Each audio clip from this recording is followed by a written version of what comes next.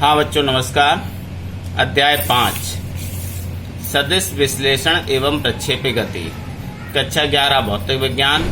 Video number हमारा 35 है। ठीक है, अगला प्रश्न है आपका। देखो, दो वेक्टरों, वेक्टर जो है वो इंग्लिश वर्ड है, इसको हिंदी होती है सदिश, लेकिन हम हिंदी में भी इसे वेक्टर लिख सकते हैं और सदिश भी लिख सकते हैं। कोई एक वर्ड यूज करेंगे।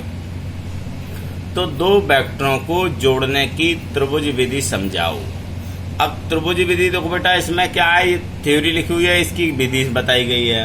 अब विधि हम कैसे समझाएंगे, ये देखो, एक वेक्टर दिया गया हमारा ए वेक्टर, वो इस दिशा में जा रहा है, और दूसरा वेक्टर हमारा बी, वो ऊपर की ओर जा रहा है। इनको हमें जोड़ना है, ए वेक्टर में बी वेक्टर को जोड़ना। ये आगे वाला हिस्सा ये हेड होता है, ये पीछे वाला जो हिस्सा वो टेल होता है, या हिंदी में बाड़ाग्र कहते हैं और इसे पूंछ कहते हैं। ठीक है, तो ये हम अगला सिरा मान रहे हैं, ये पिछला सिरा मान रहे हैं। ठीक है, तो वेक्टर ए को दी गई दिशा में खींच लेते हैं, जैसा दिया गया लगभग उसी दिशा में खींच लेते हैं। अब बी जो हमारा वेक्टर बी है, उसको ऊपर की ओर लगभग जिस दिशा में दिया गया हम उसी दिशा में ऊपर की ओर खींच लेते हैं। तो वेक्टर ए में से वेक्टर बी जुड़ गया।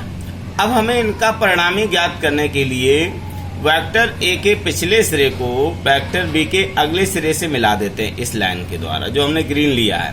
तो हमें परिणामी सदिश वेक्टर आर प्राप्त होता है। क्या होता है, वेक्टर आर। तो vector R equal to vector A plus vector V. यही चीज हमने यहाँ लिख दिया है। माना कि दो वेक्टर, वेक्टर ए व वेक्टर बी है, जिन्हें जोड़ना है, ये दिए गए। ठीक है, तो सबसे पहले वेक्टर ए को दी गई दिशा में खींचते हैं, ये देखो खींच दी। फिर इसके अगले सिरे से वेक्टर बी के पिछले सिरे को दी गई दिशा में मिला देते हैं, लगभग उसी दिशा में यहाँ मिला दिया।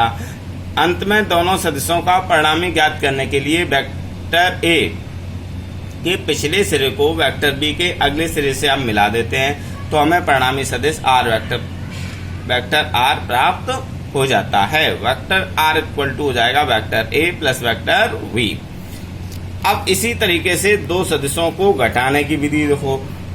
तो घटाने की विधि, इसकी थ्योरी आगे लिखी हुई है, लेकिन चित्र हम आपको समझा दे रहे हैं। घटाने का मतलब पहले सूत्र समझ लो। घटाने का मतलब होता है वेक्टर ए माइनस बी। अब चित्र में तो हम घटा नहीं सकते हैं, तो बी वेक्टर को भी हम इस माइनस बी वेक्टर को हम इस तरीके से लिख सकते हैं, वेक्टर आर बराबर vector A plus minus B vector. तो ये हमारा माइनस का भी आ जाता है। देखो इधर कैसे, आपको वेक्टर ए दिया गया है, एक वेक्टर बी दिया गया है, ए में से बी को घटाना है। अगर डायरेक्ट आप ऐड करोगे तो ये जुड़ जाएंगे। तो बी वेक्टर की दिशा हमने पलट दी, ठीक विपरीत कर दी। तो वेक्टर ए वैसा ही है, दिशा पलट देने से बी वेक्टर ऊपर की ओर था, हमने दिशा इसकी नीचे की ओर कर दी, तो ये कौन सा वेक्टर हो गया, माइनस बी वेक्टर हो गया। अब इसको वैसी तरीके से जोड़ देंगे। तो सबसे पहले हमने वेक्टर ए को खींचा, वेक्टर ए के अगले सिरे से माइनस बी वेक्टर को जोड़ दिया। इन दोनों सदिशों का परिणामी ज्ञात करने के लिए वेक्टर ए के पिछले सिरे को माइनस बी वेक्टर के अगले सिरे से हमने इसको मिला दिया, तो हमारा परिणामी सदिश वेक्टर आर प्राप्त हो गया। वेक्टर आर बराबर vector A minus vector V. इसकी थ्योरी समझ लो। इधर देखो,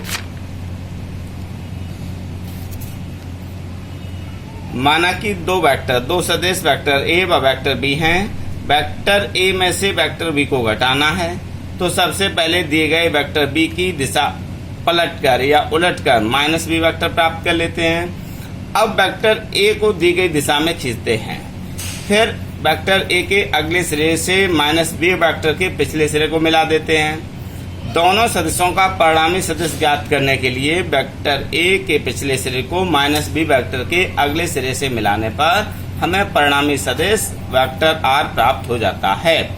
अब वेक्टर आर का मान देखो कैसे, मैंने बताया था आपको, vector R equal to vector A plus, इसमें जोड़ दिया माइनस का बी वेक्टर, तो vector R equal to vector A minus vector B vector. ठीक है, अब आपको आगे नेक्स्ट वीडियो में पढ़ाते हैं। धन्यवाद।